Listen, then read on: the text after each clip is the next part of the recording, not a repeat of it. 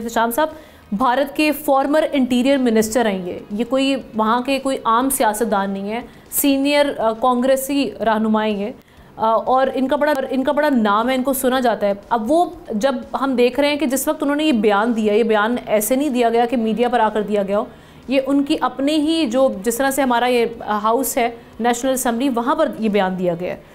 اس statement سے بھارت کے اپنے نیریٹو کو ایک بار پھر دھچکا لگا کیونکہ پہلے سے بھی بڑی آوازیں اٹھ رہی تھیں۔ تو جب ایسی شخصیات اس طرح کے بیانات اور اس طرح کے سوالات کے ساتھ آتی ہیں تو بھارت اپنا انٹرنیشنلی یا گلوبلی اپنے نیریٹو کو کیسے سپورٹ کر سکتا ہے، کیسے قائل کر پائے گا؟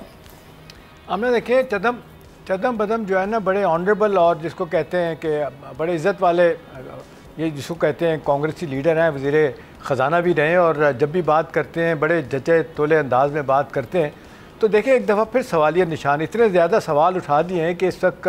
جس کو کہتے ہیں اتنی بڑی امبیرسمنٹ، اتنی بڑی ہزیمت ایک دفعہ پھر جو ہے نا وہ مودی سرکار کے حصے میں آئی ہے۔ اور دیکھیں انٹرنیشنل اسٹریٹجک کمیونٹی ہم یہ بڑا واضح طور پہ یہ اعلان کر چکی ہے، بتا چکی ہے کہ پہلگام میں سرے سے پاکستان کا کوئی تعلق واسطہ نہیں تھا، اور یہ کہ جب جہاں سوال پوچھے گئے کہ جی ایویڈنس ہے، وہی بات جدم بدم کر رہے ہیں کہ جی ایویڈنس ہے تو بتائیں کہاں سے لوگ آئے تھے اور کہاں چلے گئے۔ اور پھر اس سے پہلے جو سوال اٹھ رہے ہیں کہ جی 7 لاکھ کی فوج آپ نے سری نگر میں رکھی ہے اور آپ نے جموں میں رکھی، باقی پورے کشمیر مقبوضہ کشمیر میں رکھی ہے، اور جہاں پہ ٹوٹل آبادی 90 لاکھ سے زیادہ کشمیریوں کی نہیں ہے، 4-5 بندے آتے ہیں 26 لوگوں کو مار کے چلے جاتے ہیں اور آج تک ان کا سراغ نہیں ملا، زمین کھا گئی، آسمان ان کو اٹھا کے لے گیا۔ تو یہ بڑا واضح طور پہ بتا رہا ہے کہ ہندوستان کی اپنی ناکامی ہے، ان کی انٹیلیجنس فیلئر ہے، سیکورٹی کی ناکامی ہے، اور پھر آن ٹاپ آف اٹ میں ساری دنیا کہتی ہے کہ کہیں نہ کہیں بڑا واضح طور پہ لگتا ہے فالس فلیگ آپریشن ہے، وہی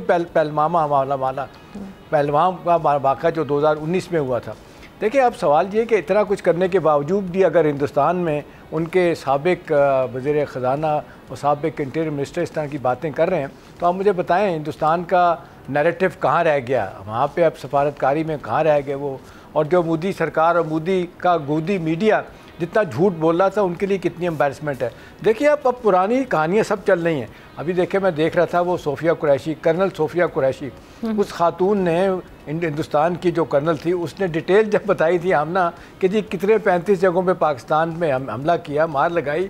کس طریقے سے S-400 ہمارا ایئر ڈیفنس سسٹم کو توڑا تھا، کتنی جگہوں پہ جا کے انہوں نے کارروائی کی تھی، اس کو انہوں نے اس کے خلاف ہو گئے تھے، ان کو کہا اس کو نکال دو، اس کو پاکستان چلے جانا چاہیے۔ بالکل بھائی ظاہر ہے اس نے اکیلے تو نہیں کہا نا، اپنے طور پہ نہیں کہا، اس کو جو ہدایات دی گئی ہیں اس کی ہدایت کی روشنی میں اس نے یہ ساری باتیں پبلک میں جا کے میڈیا کے سامنے کی تھی۔ تو آج سوال یہ ہے کہ اتنی بڑی بات آج جو کہے گی ہے، اور یہ ساری دنیا جو اس وقت کہہ رہی ہے، ساری دنیا کا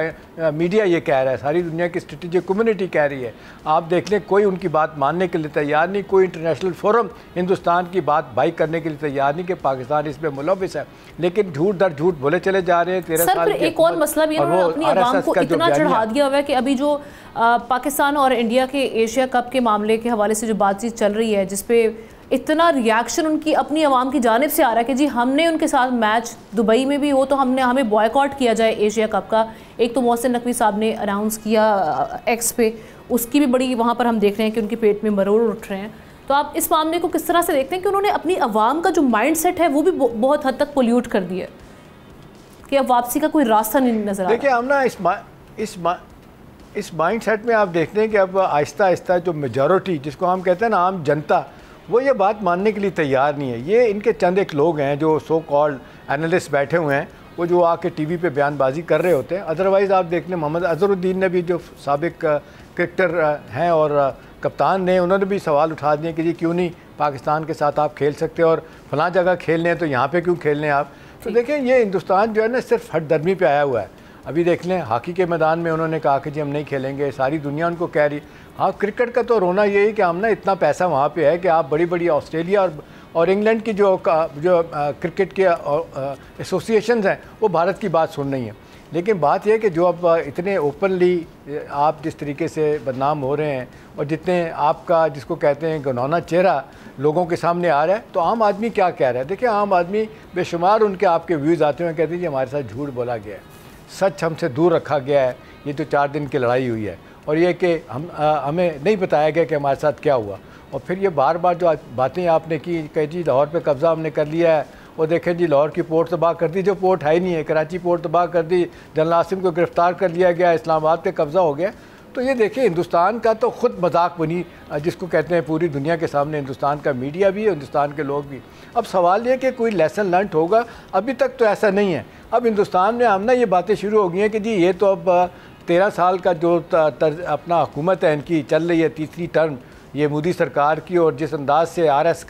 ایس ایس کا یہ مدعا لے کے آگے گئے ہوئے ہیں، ان کی تھیوری کو لے کے گئے ہوئے ہیں، جب تک ان سے جان نہیں چھوٹے گی بات نہیں بنے گی. تو نتیجتاً کانگریس اور باقی سیاسی جماعتیں وہ اب مل رہی ہیں آپس میں. ان کا خیال ہے کہ جی مودی سرکار سے جان چھوڑانے کا ایک ہی طریقہ ہے کہ جس کا اتنا شدید دباؤ عدالتوں پہ بھی آنا شروع ہو گیا. عدالتیں بھی معذرت خواہ لے جائے، ایون سپریم کورٹ بھی دیکھنا وہ بھی پریشان ہوگی کہ کیا کریں، اتنا دباؤ ان کی طرف سے آتا ہے. تو اب یہ کہ اب کیا تبدیلی آئے گی، لوگ دیکھ رہے ہیں کہ نیا الیکشن ہوگا تب ہندوستان پاکستان کے تعلقات نارملائز ہوں گے. ابھی دیکھیں پاکستان بار بار کہہ رہا ہے وہی جو باتیں کی گئی ہیں کہ چلیں بات چیت کر لیتے ہیں، چلیں تھرڈ پارٹی انویسٹیگیشن کروا دیتے ہیں، پہلگام کی طرف بھی نہیں آ رہے.